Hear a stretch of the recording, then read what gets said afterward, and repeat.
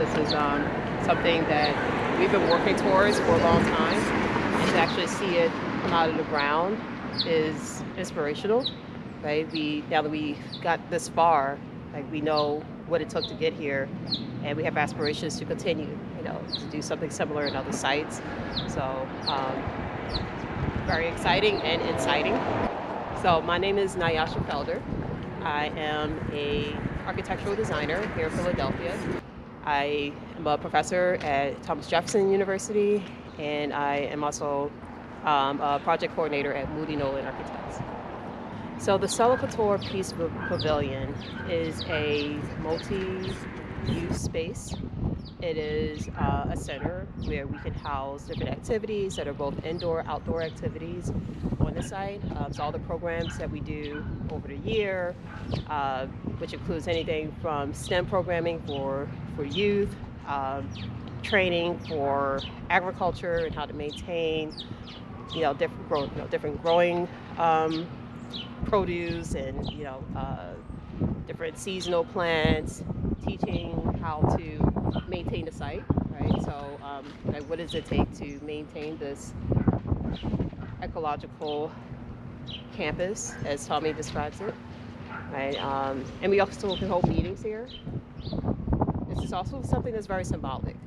It represents a catalyst that occurred about 10 years ago, where people in the community just stood up and said, hey, we need a space that, we can convene, as a community, that we can maintain, that we can control, that is a collective, endeavor. So that sort of was what started it. And so now that we have this site and people are excited about it, there's so many ways that we can use it. I call it multi-use because you can use it for just about anything, right? As long as there's people in the community that, have a need, something that they could do, an activity or an event, it can happen here. So I think I can speak for us collectively and say that this has been an enormous feat, and we are, super excited to see it develop. Part of the design was understanding the community's needs, especially economic needs. And so designing $1 million, structure did not make sense, right? So we thought about phasing it. And, we only have a very small budget. Could we just build like a platform? If we had, significant amount of funds, maybe we could do like a raised structure where, maybe we could have it divided into sections. So like over time, we could build sections, or we could build like a roof structure and a column grid. So it was about deciding, how much we could build over time in phases. So it will always be completed in some sense.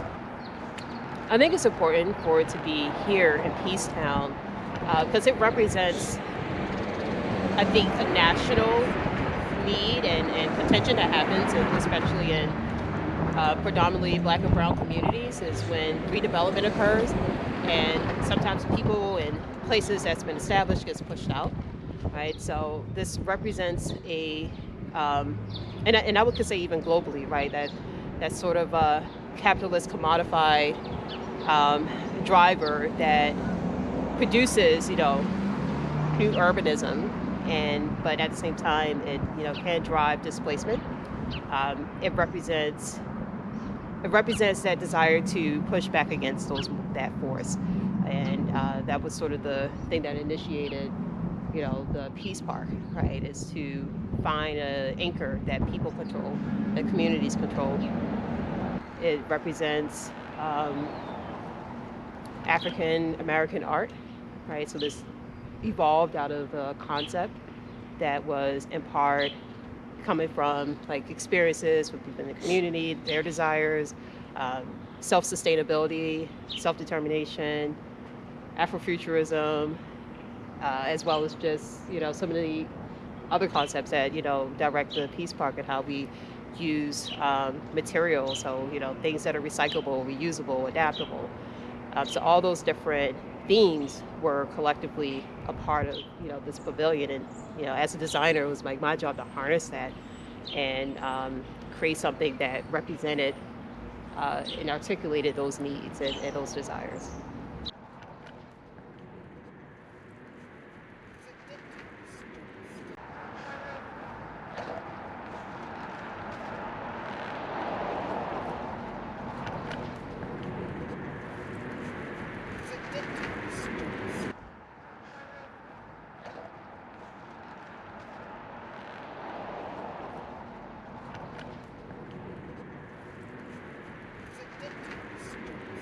Yeah, so you are in store for, I would say, a spiritual movement, right? So May Day, as we know, is like, started from a very pagan, Eurocentric conception, but we saw this as opportunity to represent May Day from a African American, from a black and brown perspective, and the black workforce, and celebrate black workers, and also as a way of marching towards a collective goal of creating more economic sustainability within our communities, of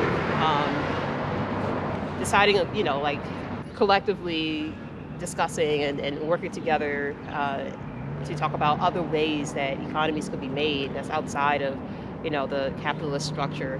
It's pushing back against imperialism. So I think May Day is a celebration, but is also a protest, right? And I think to be a part of this movement and a part of this event will really start to, I think, incite a lot of people, about what's possible and what we can do, outside of the realm of what that we exist in.